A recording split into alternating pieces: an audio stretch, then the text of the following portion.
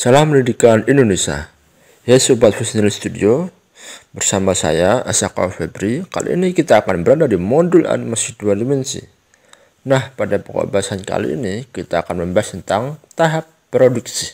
Yang pertama, background painting. Pada animasi tradisional, layout background dikutip dari sketsa pada storyboard. Background designer lalu menyempurnakannya masih dalam bentuk line drawing hitam putih, menggambarkan lokasi adegan secara final. Detail dengan arsitektur bangunan mencerminkan suatu masa, nuansa, perspektif, sumber pencahayaan, properti, dan sebagainya. Kemudian artis background tinggal membubuhkan warna. Artis layout background umumnya juga beranggap sebagai background designer. Kemajuan teknologi digital membuat banyak background designer meninggalkan cara-cara animasi tradisional melukis di permukaan kertas. Kini mereka bekerja dengan menggunakan tablet digital semacam Wacom, Cintiq, dan sebagainya, yang dirasa lebih bersih tanpa belepotan cat dan kuas. Yang kedua, key drawing. Key drawing adalah pose-pose gambar kunci untuk dijadikan sequence gerak animasi dari posisi awal ke posisi akhir. Animasi mungkin hanya membuat 2 atau 3 gambar posisi, bahkan mungkin hanya 1. Di samping ada contoh 2 gambar key drawing yang menggambarkan adegan dalam busway. Karakter si gadis yang terkantuk-kantuk tiba-tiba menyandarkan tubuh pada pria di sebelahnya. Reaksi si pria pertama tersenyum senang mencium rambut wangi si gadis, sementara pria kedua di sebelah kiri juga mengantuk dan tubuhnya mulai miring menghimpit si pria pertama. Bagaimana reaksi pria pertama kemudian? Silahkan dibuat key yang menggambarkan reaksi pria pertama sebagai endingnya. Gambar pos key di samping sesungguhnya di lembar-lembar terpisah seperti yang dikodekan di samping. Si gadis pada lembar sel A, si pria tengah di lembar sel B, dan pria kiri ada di lembar sel C. Pada akhirnya ketiga lembar sel animasi ini bila sudah lengkap dengan in-between dan pewarnaan disatukan saat tahap compositing atau menyatukan elemen-elemen animasi. Contoh key satu lagi yang menggambarkan seorang siswa kebingungan mengerjakan soal ujian. Perlahan ia bangkit dari tempat duduk dan melirik ke pekerjaan temannya. Atau pada key pos sang kodok yang marah-marah karena rumah hutannya terbakar. Dari KD 1 ke 5 bisa saja dibuat langsung in between-nya. Namun yang terbaik adalah dibuat semacam gerakan transisi agar animasi bergerak dramatik. Pose transisi ini dikenal sebagai breakdown key. Perhatikan alur garis pad dan atau arcs-nya. Pada intinya membuat key drawing adalah sebagai berikut. Yang pertama, karakter posisi diam atau normal. Yang kedua, start dengan gerakan ancang atau antisipasi. Yang ketiga, gerak aksi action. Yang keempat, pasca aksi dengan follow through atau gerak susulan. Yang kelima, bisa jadi muncul reaksi susulan akibat berhasil menelurkan goalnya yang disusul reaksi karakter yang melepas tawa atau bergembira lainnya. Yang ketiga, in between.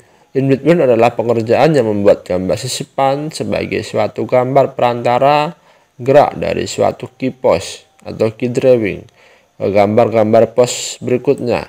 Pekerja in between disebut in betweener atau doga dari Jepang. Bekerja sebagai asisten animator yang harus mematuhi segala instruksi dan kode-kode face animatornya. Kode itu bisa tertera dalam bentuk lembar key drawing berupa coretan kode tertentu, termasuk yang ada pada drop sheet atau exit. Pekerjaan in between bisa dilakukan setelah animator menyelesaikan beberapa key drawing untuk suatu sequence animasi. Pada studio dengan cara animasi yang tradisional, lembar-lembaran key drawing ini dimasukkan ke dalam amplop disertai layout dan theme sheet, kemudian diserahkan kepada asisten animator untuk dibuatkan in between-nya. In between adalah gambar sisipan yang dibuat untuk menjembatani gambar-gambar key di pos titik tertentu ke titik lainnya hingga terbentuk gerakan animasi yang mulus, berirama, dan penuh dinamika. Sesuai instruksi face animatornya, baik melalui exit ataupun patch. Ads yang dikodekan pada gambar keypointnya, artis animasi yang bekerja untuk in-between disebut in-betweener. Suatu keypoint yang terdiri dari 2 atau 3 gambar memang terlalu sulit untuk mendeteksi makna gerakan animasi tanpa dibuatkan in-betweennya. Namun gambar-gambar in-between yang terlalu banyak pun tidak menjamin mulusnya suatu gerakan. Bisa jadi gerakan itu menjadi lamban dan terlalu lemot, dan terkesan tidak wajar atau terkesan seperti gerakan zombie. Seorang in-betweener juga harus mempelajari karakteristik dengan cermat desain karakter yang digarapnya, struktur badan, porsi tubuh, dan bagaimana maskot berekspresi dengan tetap mempertahankan ciri khas Apple-nya dan penampilan kepribadiannya tidak berubah menjadi karakter lain. Di samping itu juga harus memahami karakter voice animatornya agar terjalin sinergi dan harmoni kerjasama yang kompak dan indah. Semua ini akan melahirkan sekuens animasi yang berkualitas.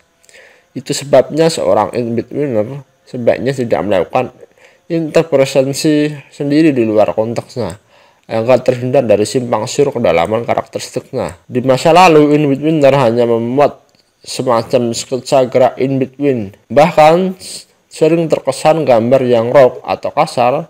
Penyelesaian ke dalam grafis indah menjadi tanggung jawab artis atau clean up. Kini di era komputer, justru in-betweener sekaligus merangkap sebagai artis clean up. Pada era digital sekarang, seorang in-betweener dapat mengakses langsung data key drawing dari storage server dan menyimpannya kembali ke folder in-between. Sementara sang key animator dapat memeriksa hasil pekerjaan in-betweener ini secara online. Bila terdapat kesalahan, ia akan menghubungi asistennya melalui kontak telepon yang telah disediakan. Di samping ini, voice animator memberi kode garis merah atau ars saat karakter pertama terjun. Posisinya di lembar sel B, sedang karakter kedua dan ketiga, 2 anak pola di lembar sel A. Karakter B secara in-frame lalu jatuh ke hadapan 2 anak pada sel B. In-betweener harus melakukan in-between sebanyak 4 gambar sisipan. Demikian pula sel A harus dibuatkan in-betweennya 3 gambar. Semoga bermanfaat. Jangan lupa like, komen, dan share video ini jika bermanfaat. Dan jangan lupa belajar hari ini. Bye.